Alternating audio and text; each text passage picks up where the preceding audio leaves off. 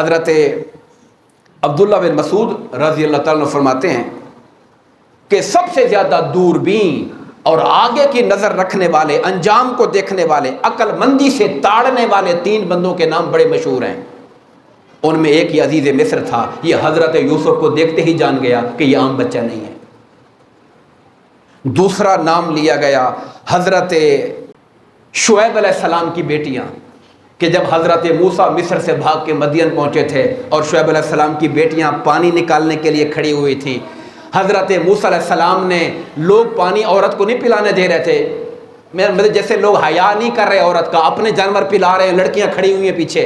تو موسیٰ علیہ السلام کو برداشت نہیں ہوا، حالانکہ ایک نئے علاقے میں گئے ہوئے ہیں، جان پہچان نہیں ہے، مگر کہا بچیو تم کیوں کھڑی ہو؟ انہوں نے کہا جی ہماری بکریاں ہیں، پانی پلانا ہے، ہمیں موقع نہیں مل رہا، ہمارا والد بوڑھا ہے، بھائی ہمارا ہے کوئی نہیں، کہا پیچھے ہٹو، مجھے دو بکریاں، میں بھی پانی پلا کے لاتا ہوں۔ آپ نے ساروں آگے پیچھے کر کے ان کو پانی پلوا کے روانہ کر دیا۔ اب ان لڑکیوں نے جا کے باپ سے کہا ابا جان اگر گھر میں کوئی بندہ رکھنا ہے کام کے لیے جو طاقتور بھی ہو، دیانتدار بھی ہو، تو ہم نوجوان موسیٰ کو دیکھ کر آئی ہیں۔ تو یہ عورتیں بھی پہچان گئیں کہ یہ جو نوجوان ہے یہ عام نوجوان نہیں ہے۔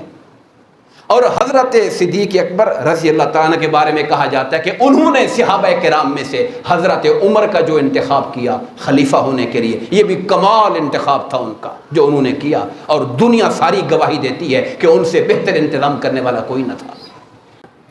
تو عبداللہ بن مسعود فرماتے ہیں 3 بندے جو آگے کو حالات کو دیکھ کر فیصلہ کرنے والے، ان کا ذکر انہوں نے کیا۔